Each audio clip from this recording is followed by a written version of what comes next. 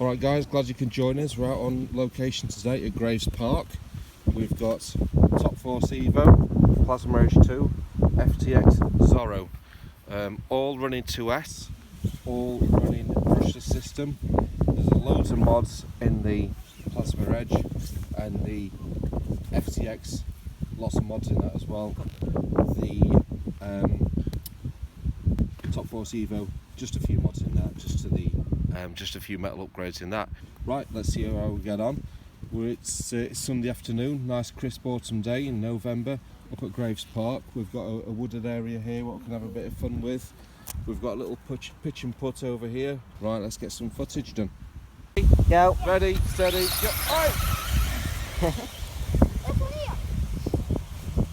What do you mean seems faster? Right, come back. Go!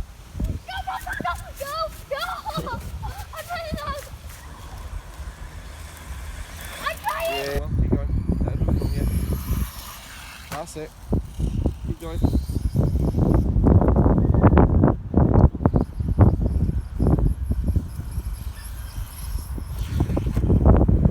So my battery doing flat now.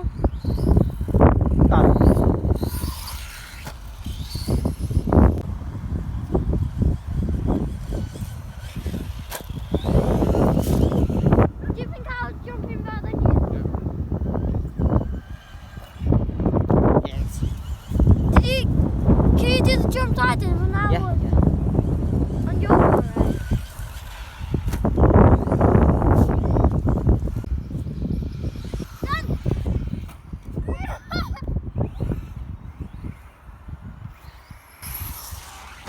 Ow!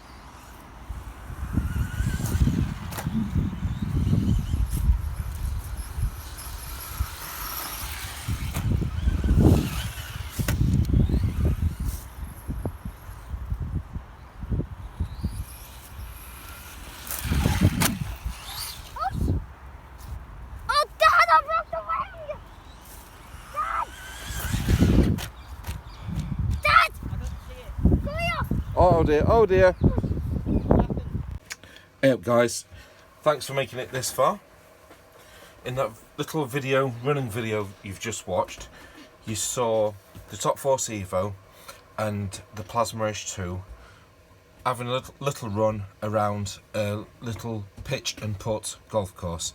Now it's a municipal course, so it's public land, and there was no one playing golf anyway, so you know, we just go on there and have a bit of fun.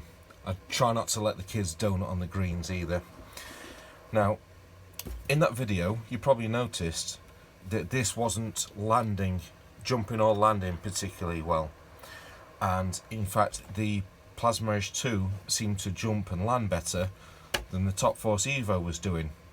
Now that's because before we shot that video, I'd just done a bit of suspension tuning on the Plasma Edge 2, so that's why it seemed to jump and land better than this one. So that's what we're going to do today with the Top Force. We're going to do some suspension tuning. Now before I go any further, I'd like to say one thing basically, and that's thank you. Thanks for watching, thanks for interacting, commenting, everything else. It's fantastic. It's probably obvious to you guys, but I'm no expert. I'm just having a bit of fun. I love trying things, I love experimenting with things, so feel free if I do something wrong or do something that you don't think's gonna work, love to hear about it. So thanks for interacting so far. I mean, I know I've made a couple of mistakes in my videos already. One thing I did try to do was mount some buggy tyres on beadlock wheels. Never realised obviously that beadlock wheels were designed only for beadlock tyres, but I managed to get them all in there with plenty of Gorilla Glue, and it seems to be doing a good job for now. And also, for example, I called the prop shaft in there, I called that the drive shaft by mistake, and also I said I had a 23 tooth pinion in this car when there's actually only the 21 tooth pinion in it, the one that came with the kit. So right, thanks for that. On with the suspension tuning. Now what it was doing was it was bottoming out when it landed. It didn't seem to land very well at all, and on a couple of times, I don't know if they're on that video or not, a couple of times it actually crashed, it didn't land properly, the chassis bottomed out, it lost control and the car went into a cartwheel and spin and basically didn't work properly at all. So what I'm going to do is I'm going to increase the ride height.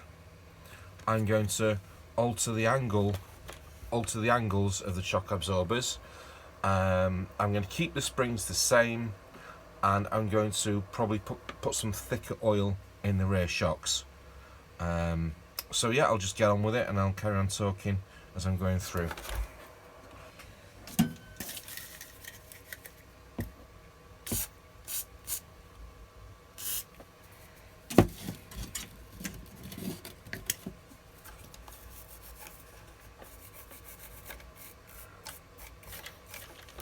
Okay, now I'm altering the angle of these shocks. I'm altering the angle of the front shocks and making them more vertical, so the shocks have more leverage, if you like, over the front arms, because you can see if the arm is pushing the shock at an angle that's more than 90 degrees, the spring doesn't have as much force as it would if the shock was more vertical. You can understand that. So that's what I'm going to do. First thing, move this to the outmost hole, and then we'll have a look at the ride height. What do you think, Scooby? Useless dog.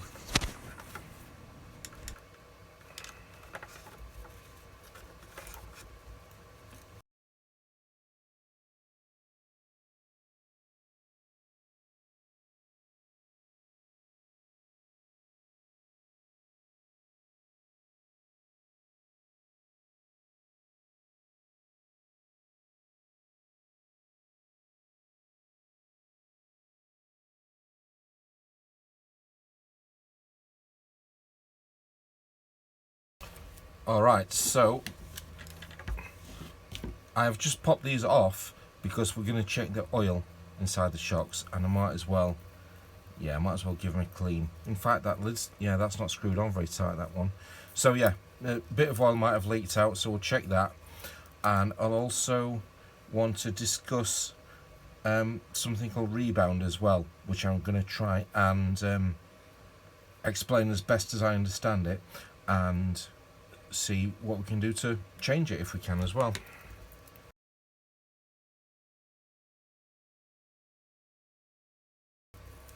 Yeah, the tops are a bit loose on these. Right, so we'll check the oil on these shocks. This is 30 weight oil that's in these. Oh, such a lovely design, these shocks. They hardly weigh anything.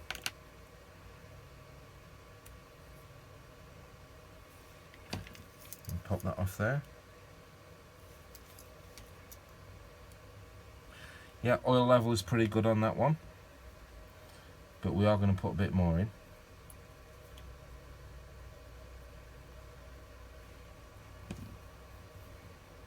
So just put that to one side. Check this one.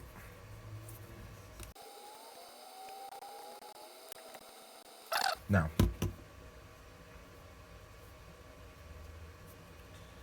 one thing I'm not quite sure about is the number of holes in the piston.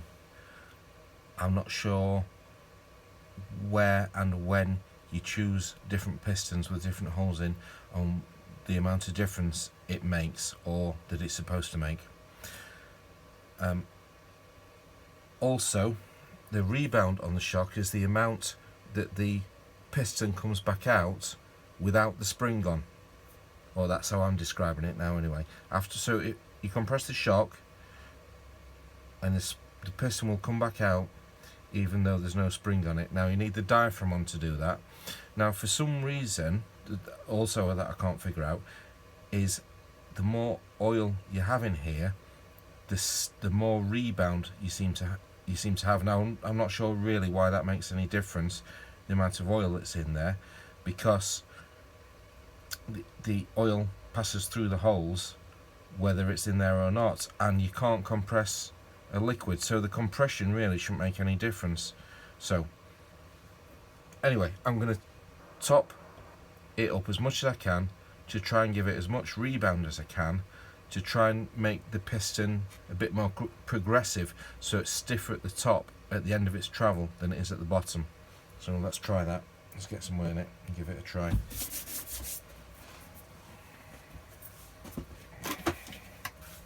Right, what we got here? What we got? 30 weight oil. That'll do.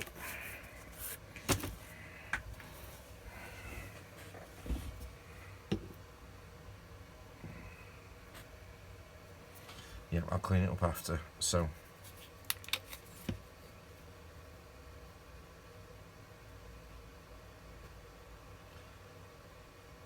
set the piston about halfway up.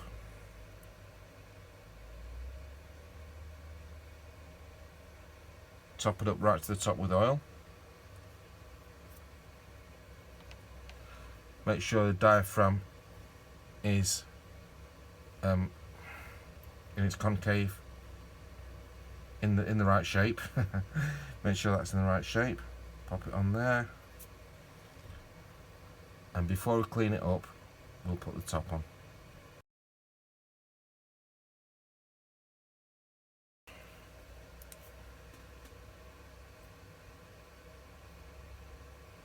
There we go, now that's better look. So I overfilled it whilst the piston was at the bottom.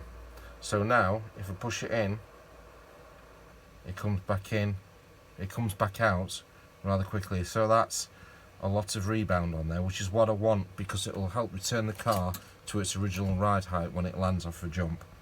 And I think it means as well that the springs don't have to be quite so strong.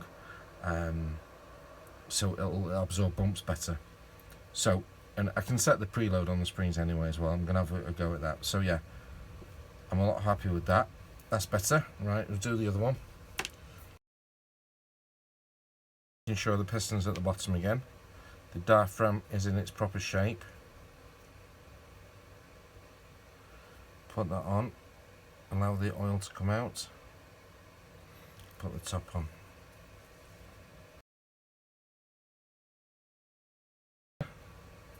There you go, see it comes back out now.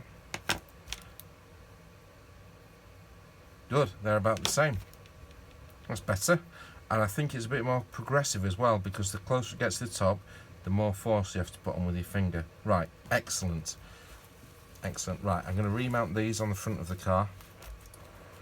Give the springs a quick clean as well. And I'll mount them on the outermost hole, and then I'll see which hole they need to go in on the arm to set the ride height.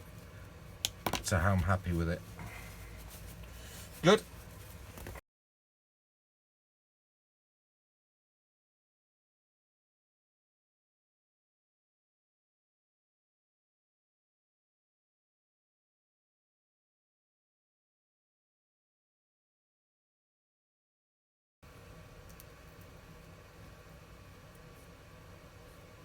Same for that one as well, feels really good. Can't hear it making any noises either.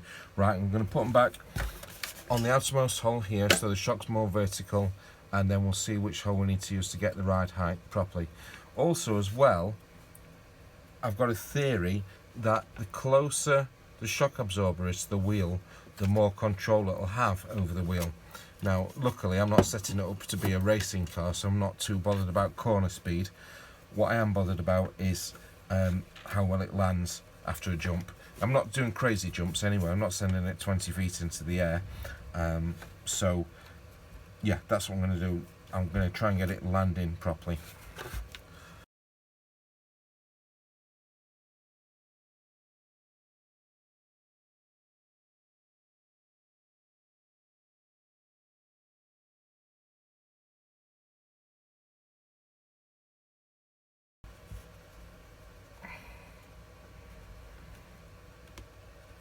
Okay, so let's have a look at which hole it needs to go in. Right, at that hole there, the innermost hole is right at the end of the travel. So it's a good design actually. It's a good design.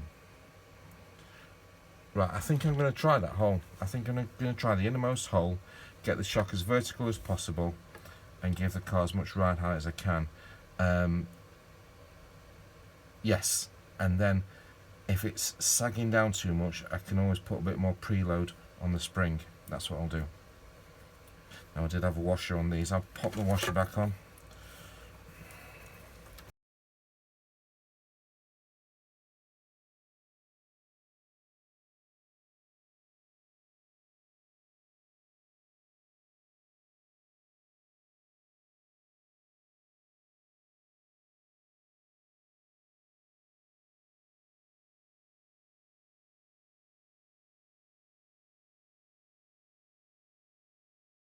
Right. Yeah, you can see it sort of thuds down more now, but I'm hoping that that's going to... See, the shocks are still nice and smooth, and it's returning. It's returning to about the same position. I think I'll put some more preload on the springs and try to get it to return to a better ride height than that. So yeah, let's adjust these.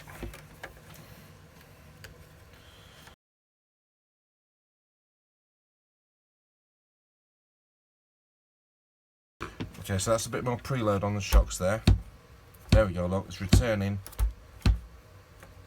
almost to the right height. Yeah, there we go. It does thud down a bit, but it's definitely stiffened it up. Still got a lovely smooth action. Yep, I'm quite happy with that. Yeah, I'm happy with that. So we'll leave it like that for now, and we'll do the rear, and then we'll see how it is. Now I think I'm going to just... Yeah, I'm going to put 60 weight oil in the rear shocks because they are a bit... Yeah, they are a bit soft. That's stiffened up at the front, but the rear is still a bit soft. So I'm going to put 60 weight oil in the rear. Now I think I'm just going to skip to the end with this and give you a little rest whilst I crack on, and I'll see you shortly. Alright then, we're all done. Thanks for sticking with me till the end. I'm a lot happier with it now. It is quite stiff, this suspension is quite stiff, but hopefully it'll give me the right kind of landings that I want when I'm going over some of the larger jumps. So, I'll tell you what I've done so far. Kept the 30 weight oil in the front, just topped it up, and made sure when I topped it up I actually overfilled it slightly and made sure the piston was at the bottom of the travel to give me more rebound.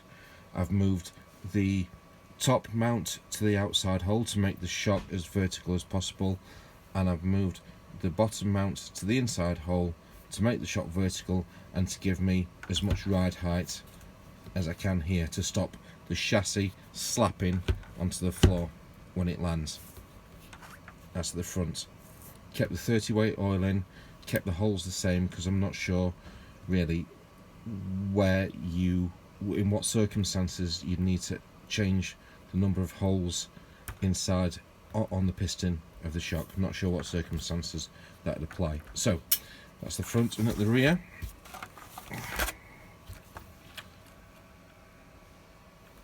I've moved the top mount to the outside bottom hole on both sides and move the bottom mount to the inside hole on both sides, giving me more ride height. I've changed the weight of the oil from 30 to 60 weight in the back. Yeah, and like I've done before, I made sure that the piston was at the bottom of the travel, overfilled the oil, put the cap on, screwed it down, and it gave me lots of rebound on the piston. I think rebound, I'm pretty sure rebound is the correct terminology for that feature, if you like. So yeah, now the chassis is a lot stiffer now, the suspension is a lot stiffer, but it's still working really well, still returning well to the original height. Yeah, it's still working well. And yeah, it's probably half an inch higher maybe than it was before, maybe 3/4 of an inch higher, 20mm higher than it was before. And okay, so when I do a drop test, it does thud a bit. You see, it does thud. It's not very absorbing at the front or the rear. It does thud down a bit, but it's returning to the correct height, and I have done a drop test from I have actually done a drop test from a couple of feet in the air, maybe about a foot or so, and the chassis is not slapping onto the desk either. There we go, look. There's no chassis slap there.